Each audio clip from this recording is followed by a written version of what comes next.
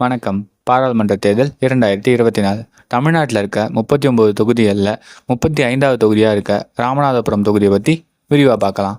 ராமநாதபுரம் மக்களவை தொகுதியில் அறந்தாங்கி, திருச்சுழி, பரமக்குடி, திருவாடானை, ராமநாதபுரம், முதுகுலத்தூர்னு 6 சட்டமன்ற தொகுதிகள் இருக்குது. ராமநாதபுரம் தொகுதியோட வாக்காளர்கள் எண்ணிக்கையை பார்த்தோம்னா, ஆண் வாக்காளர்கள் 7,96,989 பேரும், பெண் வாக்காளர்கள் 8,08,942 பேரும், திருநங்கை வாக்காளர்கள் 83 பேரும் இருக்காங்க. ராமநாதபுரம் தொகுதியில் உள்ள மொத்த வாக்காளர்களோட எண்ணிக்கை 16,06,014 பேர். அடுத்ததா ராமநாதபுரம் தொகுதியில் போட்டியிடுற வேட்பாளர்களை பற்றி பார்க்கலாம். இந்த தொகுதியில் மொத்தமாக 25 வேட்பாளர்கள் போட்டியிடுறாங்க. இதில் 8 வேட்பாளர்கள் கட்சி சார்பாகவும் மீதமுள்ள 17 வேட்பாளர்கள் சுயேட்சையாகவும் போட்டியிடுறாங்க. இதில் பிரதானமாக இருக்கிற 4 கூட்டணி வேட்பாளர்களை பற்றி முதல்ல பார்க்கலாம். NDA கூட்டணி வேட்பாளராக ஓ பன்னீர்செல்வம் அவர்கள் பல்லாபுரம் சின்னத்தில் போட்டியிடுறாங்க.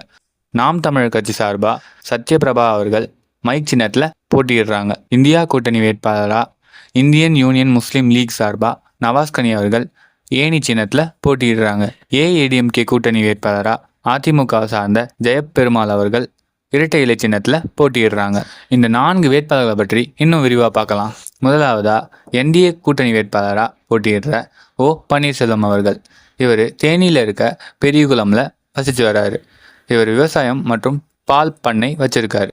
இதில் என்ன இவருக்கு வருமானம் வருது. இவரோட கல்வி தகுதி பார்த்தோன்னா BA பொருளாதாரம்ல முடிச்சிருக்காரு. அடுத்ததா நாம் தமிழர் கட்சி சார்பாக போட்டியிடுற சத்யபிரபா ஜெயபால் அவர்கள். இவங்க காஞ்சிபுரம்ல இருக்க ஆலந்தூர்ல வசித்து வராங்க. இவங்க மருத்துவ பேராசிரியர் மலேசியாவில்.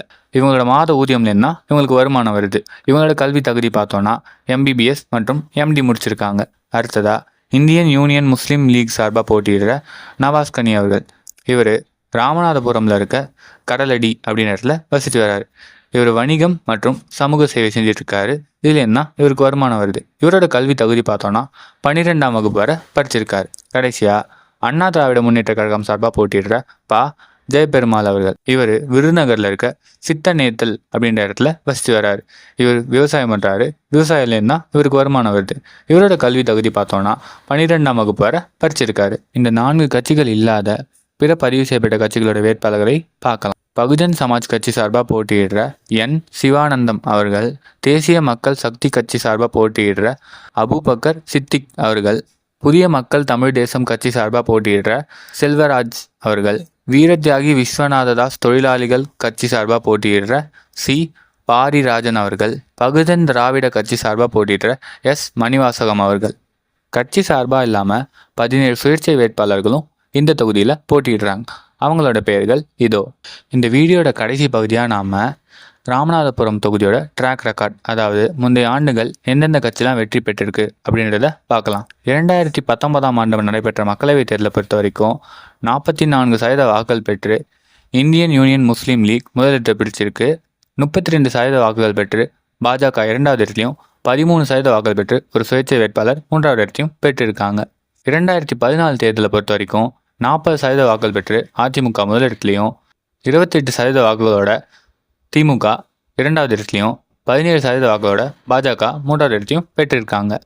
2009 தேர்தலை பொறுத்த வரைக்கும் 38% வாக்குகளோட திமுக வெற்றி பெற்றிருக்கு. 29% வாக்குகளோட அதிமுக 2வது இடத்துலையும், 16% வாக்குகளோட பாஜக 3வது இடத்தையும் பெற்றிருக்காங்க. 2004 தேர்தலை பொறுத்த வரைக்கும் 49% வாக்குகள் பெற்று திமுக முதலிடத்துலையும், 33% வாக்குகளோட அதிமுக 2வது இடத்துலையும், 11% வாக்குகளோட JD 3வது இடத்தையும் பெற்றிருக்காங்க. 1999 தேர்தலை பொறுத்த வரைக்கும் 42% வாக்குகளோட அதிமுக வெற்றி பெற்றிருக்கு. 41% வாக்குகள் பெற்று திமுக 2வது இடத்துலையும், 15% வாக்குகளோட PT 3வது இடத்தையும் பெற்றிருக்காங்க. 1998 தேர்தலை பொறுத்த வரைக்கும் 43% வாக்குகளோட அதிமுக முதலாவது இடத்துலையும், 39% வாக்குகளோட தமிழ் மாநில காங்கிரஸ் 2வது இடத்துலையும், 9% வாக்குகளோட PT 3வது இடத்தையும் பெற்றிருக்காங்க. இது வரைக்கும் ராமநாதபுரம் தொகுதியில் போட்டியிடுற வேட்பாளர்களை பற்றி பார்த்தோம். நீங்கள் ராமநாதபுரம் தொகுதியை சேர்ந்தவங்களா இருந்தீங்கன்னா உங்கள் ஓட்டு இவங்களை யாருக்குன்னு முடிவு பண்ணிட்டீங்களா? முடிவு பண்ணலன்னா சீக்கிரம் முடிவு பண்ணிடுங்க. ஏன்னா எலெக்ஷன் வர ஏப்ரல் 19ஆம் தேதி. கண்டிப்பாக உங்கள் ஓட்டை பதிவு செஞ்சுருங்க. அப்புறம் மறக்காமல் ராமநாதபுரம் தொகுதியில் இருக்க உங்கள் உறவினர்கள் மற்றும் நண்பர்களுக்கு இந்த வீடியோவை ஷேர் பண்ணிவிடுங்க.